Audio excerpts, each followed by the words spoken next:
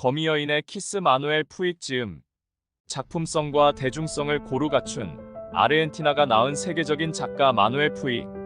비좁고 음습한 감방 안에서 만난 동성애자와 정치범, 그들만의 멜로드라마. 성적인 억압과 편견, 사랑과 자유에 관한 매혹적인 문제작. 난 너와 함께 남아있고 싶어. 지금 내 단 한 가지 소원은 너와 함께 있는 거야. 미성년자 보호법 위반으로 구속된 몰리나는 감옥 생활의 따분함을 잊기 위해 자신의 과거에 본 영화 이야기를 매일 발렌틴에게 들려주고, 게릴라 활동 중에 잡혀온 발렌틴은 몰리나의 감상적이고 부르주아적인 태도를 비판하며 좌익 마르크스주의에 입각해 영화를 평가한다. 어느 날 발렌틴이 심한 복통을 일으켜 구토와 설사를 하자 몰리나는 거리낌 없이 뒤처리를 하며 발렌틴을 따뜻하게 간호한다. 이로 인해 두 사람 사이의 벽은 조금씩 허물어지는데, 이 작품은 다른 소설들과는 다른 점이 있습니다. 발렌틴과 몰리나 두 사람의 대화를 주로 이야기가 전개됩니다. 몰리나는 주로 영화의 줄거리를 이야기하고, 발렌틴은 자신이 읽고 있던 책을 몰리나에게 읽어줍니다. 스파라푸칠레가 누구지? 너 오페라에 대해서는 일자무식이구나. 리골레토에 나오는 배신자야. 다른 데로 새지 말고 영화 이야기나 해줘. 지금 그 다음에 어떻게 되는지 알고 싶단 말이야. 어디까지 말했지? 결혼 첫날 밤에 그가 그녀를 건드리지 않았다는 데까지 했어. 그랬지. 그는 응접실에 있는 소파에서 잠을 잤어. 참, 한 가지 잊어버렸어. 그들은 일에 나가 정신과 의사에게 치료를 받는데 의견의 일치를 보았어. 이들의 대화에서 나오는 영화나 책 이야기는 또 하나의 재미를 더해줍니다. 마치 책 속의 책, 즉 북인 북 같은 느낌이 듭니다. 대화 속 이야기도 또 다른 재미와 흥미를 안겨줄 겁니다. 몰리나가 발렌틴에게 들려주는 영화 내용 중 일부를 요약해서 말씀드려 보겠습니다. 그곳에는 지하에 커다란 수영장이 있었어. 여자 설계사는 그동안 일어났던 일 때문에 신경이 곤두서 있었어. 그래서 그날 밤 남자들의 출입이 금지된 그 호텔로 들어오자 마음을 가라앉히기 위해 잠시 수영을 하는 게 좋은 방법이라고 생각했어. 지하의 수영장은 어두웠어.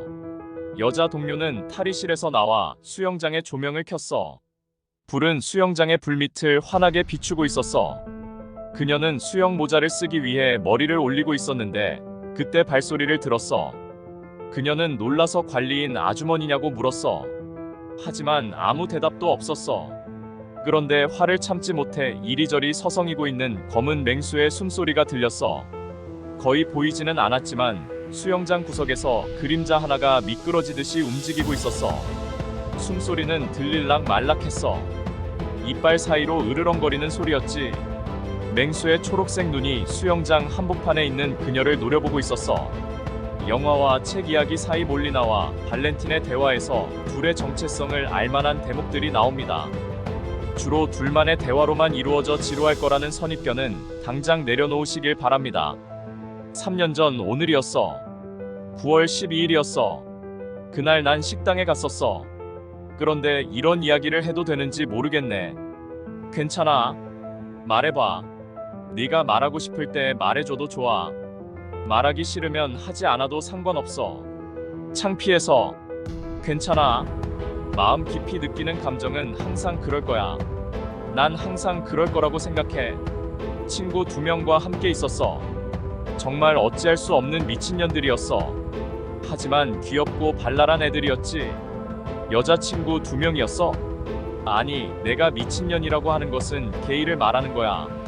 그 게이 중 하나는 웨이터를 아주 못살게 굴었어. 거미 여인의 키스를 읽다 보니 아르헨티나 역시 대한민국처럼 정치인들이 도둑놈이나 사기꾼인 건 매한가지인가 봅니다. 정치인들 중에는 독서와는 거리가 먼 인간들도 제법 있는 듯합니다. 마치 성직자들처럼 주둥이에서 시궁창 냄새가 나는 인간들이 제법 보이기 때문입니다. 이렇게 침침한 불빛에서 읽는 대로 피로하지 않아? 응, 이젠 습관이 되어서 괜찮아. 그런데 배는 어때? 조금 나아진 것 같아. 무슨 책을 읽고 있었는지 말해줘. 글쎄, 뭐라고 말해야 할까? 철학책이야.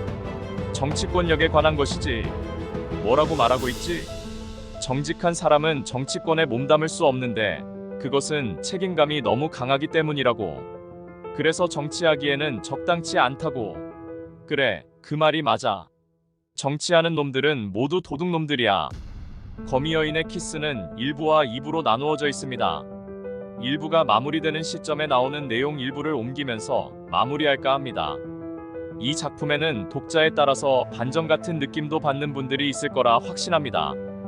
아르헨티나 공화국 내무부 부에노스아이레스시 구치소 제3형 무소장 수신 형무소장 비서실 작성 보고서 피고인 3018호 루이스 알베르토 몰리나 1974년 7월 20일 부에노스아이레스시 형무법원의 후스토 호세 달피엘의 판사 판결문 미성년자 보호법 위반으로 징역 8년 선고 1974년 7월 28일 비동 34호방의 비도덕적 혐의로 이미 구속된 베니토 하라미오, 마리오 카를로스 비안치, 다빗 아르굴리에스와 함께 수감 1975년 4월 4일 디동 7호방으로 이감되어 정치범 발렌틴 아레기 파스와 함께 수감 모범수 피고류자 16,115호 발렌틴 아레기 파스 1872년 10월 16일 노동자들이 파업하고 있던 두 자동차 공장에서 소요를 선동하던 급진 행동파 그룹을 연방경찰이 급습한 후 조금 뒤 바랑카스 부근 5번 국도에서 검거됨. 이 두 공장은 모두 5번 국도에 위치하고 있음. 국가행정권에 의해 임시 구속되어 현재 판결을 기다리고 있음. 1974년 11월 4일 어동 10호방에 정치범 베르나르도 키아산티와 수감됨. 경찰 신문 중에 죽은 정치범 환 비센테 아파라시오의 사망에 항의하여 단식농성에 가담. 1975년 3월 25일부터 열흘간 독방에 감금됨. 1975년 4월 4일 디동 7호방으로 이감되어 미성년자 보호법 위반범인 루이스 알베르토 몰리나와 함께 수감됨. 행동이 반항적이며 위에 언급한 단식 투쟁 및 각 도의 위생상태 개선과 사신 검열에 대한 항해 소동의 주모자로 지목됨. 거미 여인의 키스는 부에노스아이레스의 비아 데보토 형무소에 수감된 정치범 발렌틴과 동성애자 몰리나가 나누는 대화로 이루어진 소설이다. 거미 여인의 키스는 소설뿐 아니라 영화, 뮤지컬, 연극 등 장르를 불문하고 대성공을 거두었다. 마누엘 푸익은 이 소설에서 상반된 두 인물이 화합하는 과정을 통해 대중문화와 고급 예술의 경계를 무너뜨리려 했고 도발적이고도 도발적인 방식으로 성, 정치, 억압과 폭력 등 사회 문제에 정면으로 대항했다.